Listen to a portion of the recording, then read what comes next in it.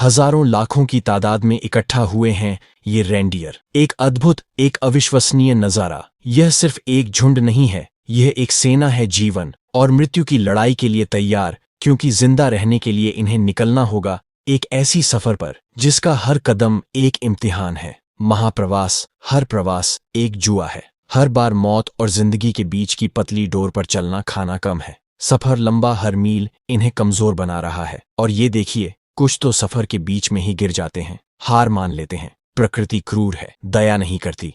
और तभी आसमान बदल जाता है। उत्तरी ध्रुव का मौसम पल भर में सब कुछ बदल देता है। एक बर्फीला तूफान एक सफेद दीवार की तरह आगे बढ़ रहा है। अब आगे बढ़ना मुमकिन नहीं, रुकना होगा, थम जाना होगा।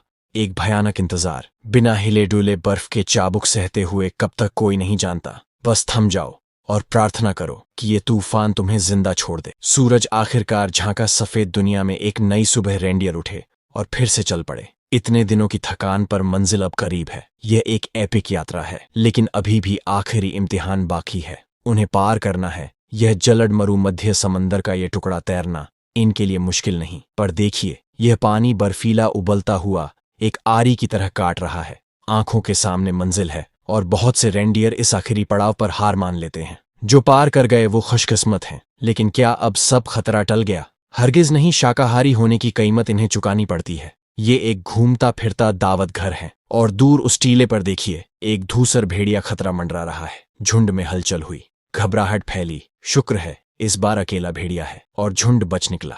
पर भेड़िया सब्र का दूसरा नाम है। वह पीछा नहीं छोड़ेगा। वह जानता है अब नहीं तो कुछ देर बाद। और वो समय आ गया है जब भेड़ियों का यह समूह वापस आया है। तो ये एक नहीं है, अब ये पूरा पैक है। इनकी ताकत है तालमेल।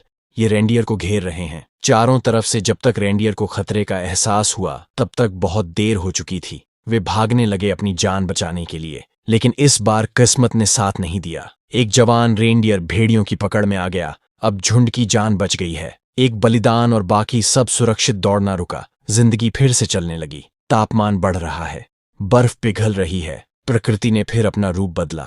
हर साल इस मौसम में रेंडियर यहां आते हैं। इतने विशाल झुंड के लिए जमीन पर मौजूद घास कम पड़ जाती है, इसीलिए इन्हें लगातार चलते रहना होता है। लेकिन पिघलती बर्फ नदियों में बाढ़ ला रही है और भोजन का मैदान नदी के दूसरी तरफ है।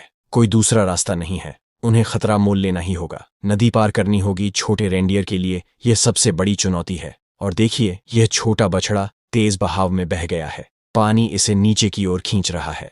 माँ ने देखा, पर तब तक बहुत देर हो चुकी थी। बछड़ा आंखों से ओझल हो गया। माँ अब बेचैनी से खोज रही है, पुकार रही है, पर बछड़ा कहीं नहीं है। नदी के नीचे की ओर छोटा बछड़ा अभी भी लड़ रहा है, जोर लगा रहा है।